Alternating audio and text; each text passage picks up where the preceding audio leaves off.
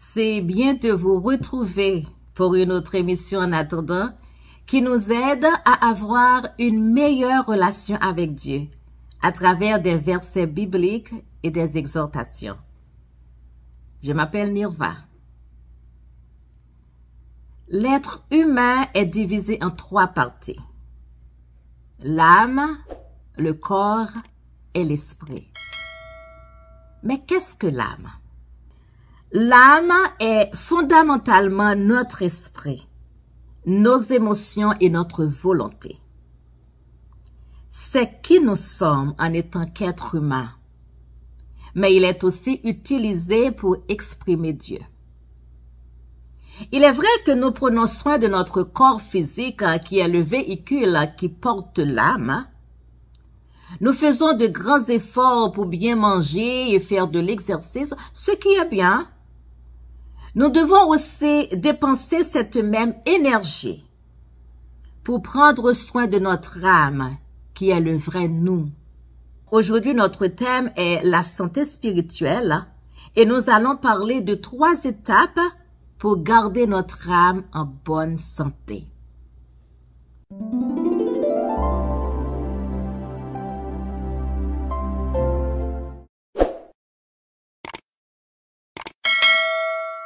Étape numéro 1. Mémoriser.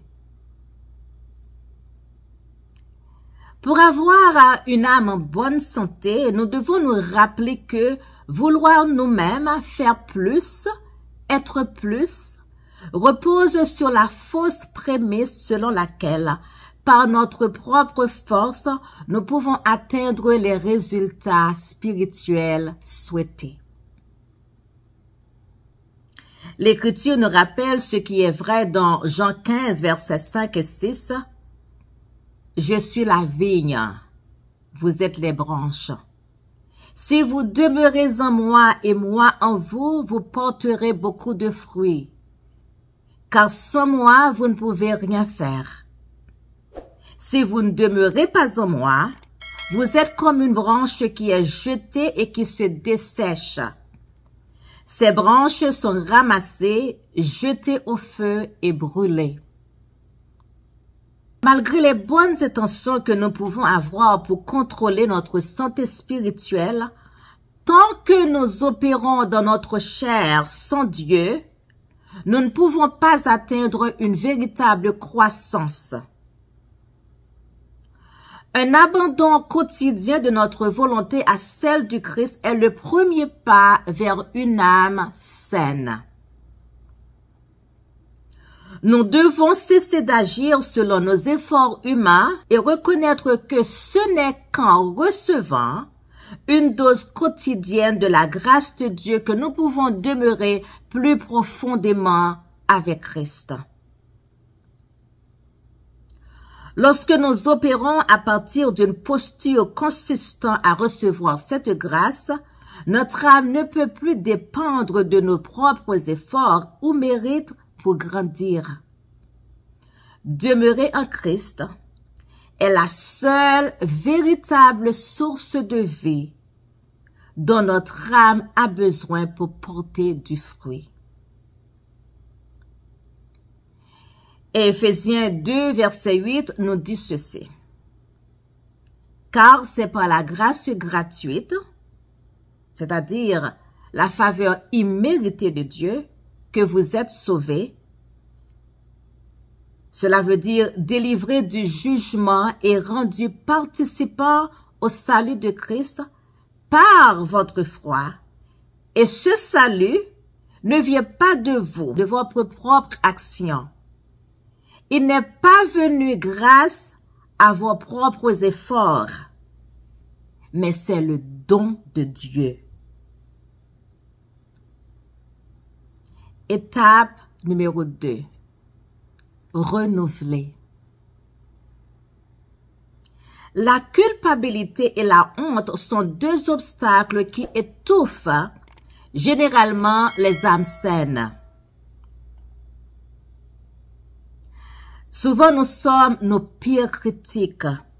Nous nous punissons lorsque nos pratiques spirituelles quotidiennes de solitude et de prière sont contrecarrées. Pire encore, nous nous retrouvons souvent distraits au milieu de la prière. Nos pensées nous emmènent constamment çà et là, sans objectif clair. La culpabilité de notre imperfection commence à aggraver dans nos âmes comme une blessure ouverte parce que nous nous faisons honte en croyant que la routine elle-même est ce qui nous rapproche de Dieu. En tant que disciples du Christ, lorsque nous nous retrouvons portant le poids de nos péchés, nos âmes peuvent trouver refuge en Christ. 2 Corinthiens 5, versets 17 et 18, nous lisons. Par conséquent, si quelqu'un est en Christ, il est une nouvelle créature. Les choses anciennes sont passées, voici toutes choses sont devenues nouvelles. Tout cela vient de Dieu qui, par Christ, nous a réconciliés avec lui. Romains 5, verset 8 nous rappelle. Mais Dieu montre son amour pour nous en ce sens que, lorsque nous étions encore pécheurs, Christ est mort pour nous. Si Dieu ne nous évalue pas selon notre nature pécheresse, alors pourquoi devrions-nous le faire? Par Christ, nous sommes renouvelés. Ses miséricordes sont nouvelles chaque matin et nous pouvons laisser derrière nous notre culpabilité et notre honte. La Bible nous dit dans Lamentation 3, verset 2 et 23, « Les bontés de l'Éternel ne sont pas épuisées. Ses compassions ne sont pas à leur terme. Elles se renouvellent chaque matin. Oh, que sa fidélité est grande. » Étape numéro 3. Demeurer. La santé spirituelle commence toujours par Jésus, le centre d'intérêt d'une foi qui mûrit.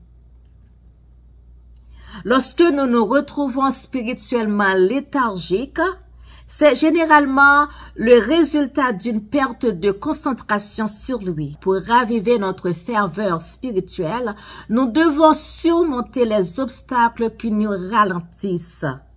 Fixer nos yeux sur Jésus et persévérer lorsque nous nous sentons vaincus. Jacques 1er, versets 2 et 4 nous rappelle. Considérez comme une pure joie, mes frères et sœurs, chaque fois que vous faites face à des épreuves de toutes sortes, car vous savez que l'épreuve de votre foi produit la persévérance. Laissez la persévérance achever son œuvre, afin que vous puissiez être mûrs et complets, ne manquant de rien. La persévérance est définie comme l'engagement à rester soumis à une certaine sorte de pression, plutôt que d'essayer d'y échapper. C'est une détermination à faire quelque chose malgré les difficultés et les retards de la réussite.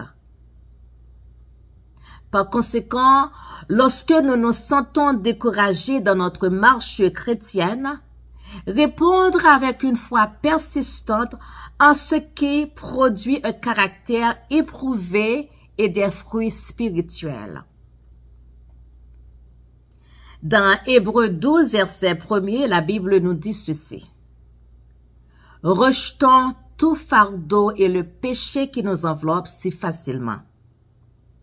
Et courons avec persévérance la course qui nous est tracée, en fixant nos yeux sur Jésus, pionnier et perfectionné de la foi. »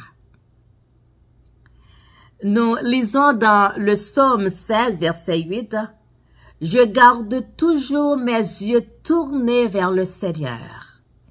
avec lui à ma droite, je ne serai pas ébranlé.